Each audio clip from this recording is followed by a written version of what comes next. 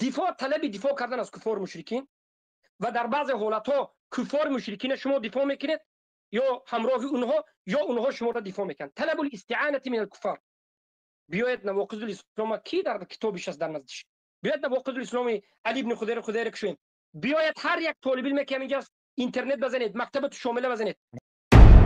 الله علیه و سلم در بین کفار در قریش در مکه مکرمه زندگی میکردند و بر آمدن روزی از روزها به طایف برای دعوت رفتند. همه میدونید، همه شما میدونید که به طایف برای دعوت رفتند و وقتی که از طایف رجوع کردند و گشتند و آمدند در همه سنن و مسند وجود دارد که و مکه پیامبر صلی الله علیه و سلم رو داخل کرده، نگذاشتن که پیامبر به مکه داخل شد. گفتن به تو دیگر راه نیست، تو دیگر تمام به مکه داخل نمیشه.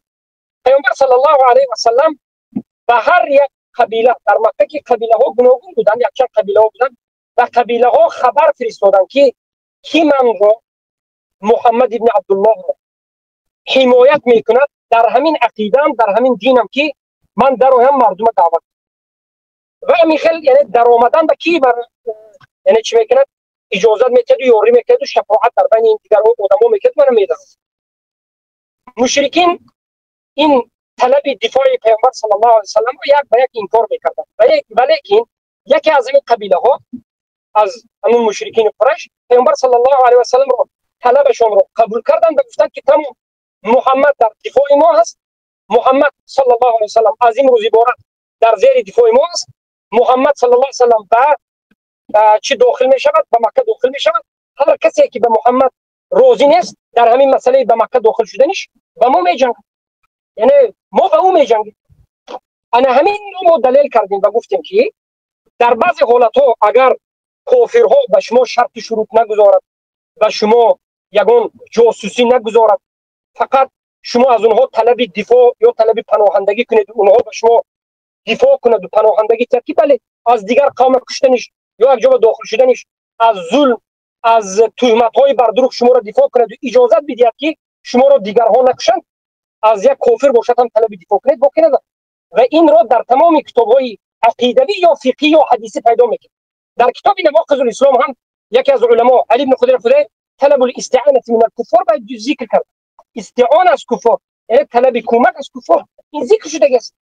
من همین چیز هم حجت گرفتم و از همین حجت گفتم که ای کسانی که بعض کسایی که خودش مسلمان میگوید اهل بدعت است، شاید از این طرف از اون طرف هر گونه آدم باشه، اگر چی ما به هم دیگر اختلاف داریم عقیدتا، ما شما را کافر میگیم شما ما را ایمان میگید، لیکن امروز اگر شما عدل خواهید بیاید دفاع کنید، ما رو دفاع کنید و ان شاء الله سبب خیر شما میشه، روزی از روزها هدایت میشه. همین قطعا و ما نگفتیم که ما به شما هم کاری میکنیم، ما شما به جاسوس میشیم، نه، برای که دیگر هیچ یک عدل را از هیچ از اینا دیده نشد. از همین دلیل من در بین همین برادرها 3-4 بار نه 10 بار پیشترم همین تهمت رو به من کسی کرده، 50 بار تکرار کردم که ما وقتی که مسئله مسکو رو گفتیم که این یک فتنه برای مسلمان ها شد و این یک از نظر مصلحه و مفسد خطا شد، این به یک قضیه ربط دارد، قضیه که از نظر شریعت مصلحه و مفسده براش تعلق دارد. این مسئله تعلق بالعموم انا همون جهاد به ندارد این چیز. من اینا 10 بار گویم این آدم از ما قبول نمیکن. حاضر مسئله که اصل دین یا اصل دین نیست گفتن ما یک بار به قبول کردیم، ما دیگر تکرار نمیکنیم. لیکن من حالا چند صد بار گفتم که این مسئله به همون قضیه یک قضیه که از نظر شریعت علما اجماع رو نقل کردند که مسئله قصاص ربط دارد به مصلحه و مفسده و به قدرت. قصاص گیری و ضررش زیادتر شود قصاص دیر میگیری، قصاص گیری و ضررش زیادتر شود همون وقت نمیگیری. انمی قگاب ما نگفتیم که بالکل این عبادت بزرگ کله بلند اسلام هم تو اومده چی باشد فتنه باشد. کسی که همین چیز به ما نسبت میتید والله این تهمت به ما هست، این دروغ است و البته که در نزد الله جواب میده. برای من میگم که سخنی که حالا به من نسبت داده است ابو حنظله دروغ است. من نگفتم که این عبادت ریش و بیشش فتنه است، قصاص ریش و بیشش فتنه است. همین یک قضیه معین که ربط دارد به مصلحه و مفسده و این به میشد که یک کس خوب گوید یک کس میشد که بد گوید. یعنی گوید که خطا شدم اینجا فتنه شد گوید. اگر خطا گوید همین سخنش خطا برایت هم کافر گفته نمیشد. اینجا فقط جاهل ها یا که غلو کرده ها تکفیر میکرد در این مسئله. این مسئله اجتهادی است. خطا کردن ممکن، بله علمای بزرگ دارند، علمای حق گفتند. ما طالب علم، من شخصا همینجا گفتم که فتنه شد تا جایی که خودی بنده دیدم. اگر شما بگویید که تو خطا کردی، بله بگویید که خطا کردی. من اگر خطا کردم گفتم، اما تکفیر کردن به حق ندارید. تکفیر کردن ناحقی، ناعدلی و جماعت را به سر خود گرفتن، خیلی سخت بالا بردن و در اساس جماعت تکفیر کردن غیر جماعت. و علمای جماعت به یگان تا مسئله به مسئله مفسدشون درست نیست گفته که آدم خطا کرده باشد هم تکفیر کردن غلوی آشکار واضح است. من این مسئله رو بالعموم فتنه نگفتم. عقیده من این است که یک امر الله را فتنه گفتن کفر اکبر است. یک عمل مخصوص به اصلش در قرآن آمده چیز به اصلش فتنه گفتن کفر اکبر است. اما در مسئله تطبیقی بعضی از جزئیات، در مسئله تطبیقی مثلا قصاص اصلش در قرآن است، فتنه نیست، اما بعض آدمی تطبیق کننده از سبب خطا به فتنه گرفتار شدنش ممکن است. بیاید یک مثال، یک آدم را به قتل رسانید. این آدم قوه ندارد، رفت به خانه او هجوم کرد، قاپیدن این را هم به قتل رسانیدن. آیا همین قصاص، همین کردن همین آدم، اگرچه اصل قصاص در قرآن است لیکن ضوابط داره، شروط داره، من این در نظر دارم. قصاص کسی که بالکل در قرآن آمده نگه قصاص فتنه است، قصاص جایز نیست، کفر اکبر است. اما بعضی از قصاص ها باعث فتنه شدنش ممکن است. بعضی از قصاص ها شرط و شروطش به جا آمدنش ممکن است. بعضی از قصاص ها سبب ضرر زیادتر شدنش ممکن است. این را از نظر مصلحه مفسده به اجماع ثابت است. من این گفته ایستادم که از سبب نفهمیدن مسئله تطبیق قصاص در قرآن است، فتنه نیست، حق است، حیات است، اما تطبیق کننده شرط و شروط دارد. هر کس قصاص گفته رفته از پیش خودش هر کار کردن باق ندارد. مصلحه و مفسده را باید نظر بگیرد، ضرر و فایده را نظر بگیرد و مصلحه عام تمام مسلمان ها پیش از مصلحه یک عده بایستد. از همین جهت یک کس یک کار، یک قصاص یک کس گرفته رو خطا یا که ناخطا گوید، در این حالت کافر نمیشم. بله شاید من خطا کرده باشم، شاید من در اینجا فتوا یا سخنی گفتم خطا باشم، اما کافر نمیشم، زیرا که من اصل قصاص قبول دارم، اصل آیت قرآن قبول دارم، اصل تمام عبادت قبول دارم. انا همینجا تکفیر کردن انسان یک تهمت، بهتان در اساس یک حقد نفسی، تکفیر در غلو است. مناط تکفیر این میگوید که جهاد فتنه بود، من میگم که نه، من نگفتم. این میگوید که قصاص فتنه بود، والعیاذ بالله من نگفتم. من همین عمل خودش معین گفتم.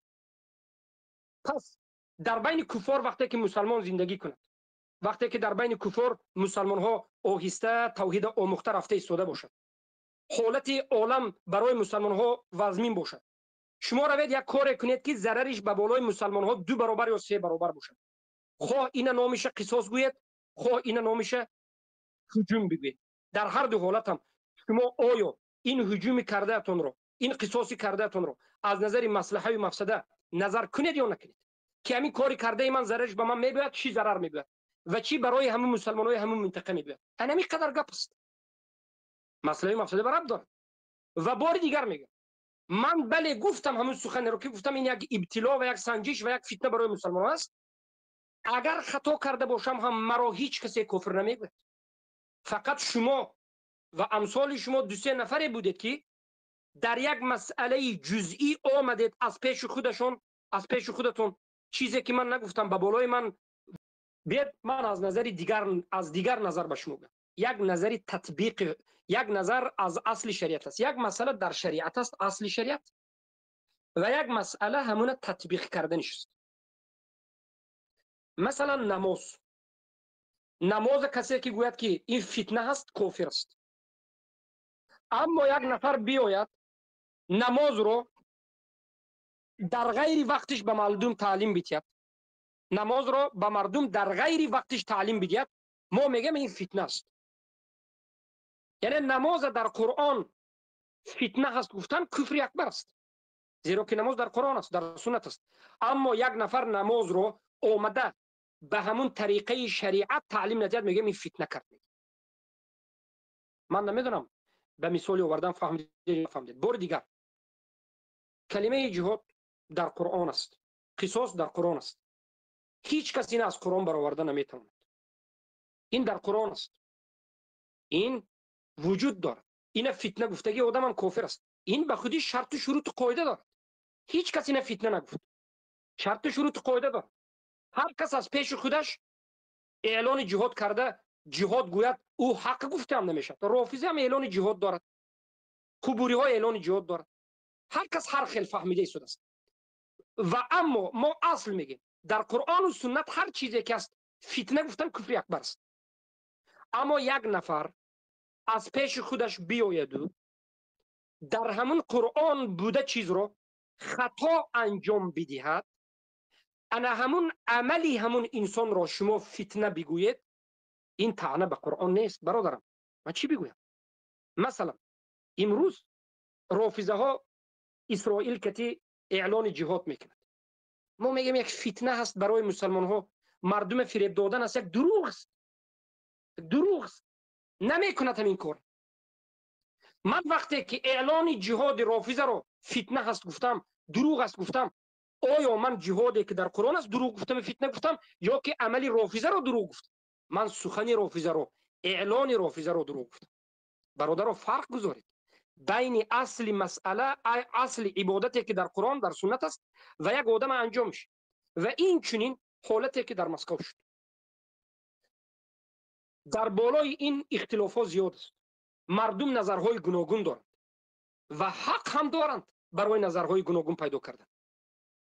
در این مسئله ایده اگر یک جماعت بگوید که ما کردیم این عبادت بود، ایده دیگر بگوید که شما کرده باشین هم نباشین هم این کار شما در همین وقت و زمان درست نبود، از نظر مفسده خطا بود، یک فتنه بود. اگر بگوید آیا در قرآن بوده آیت های جهاد فتنه گفت؟ نه.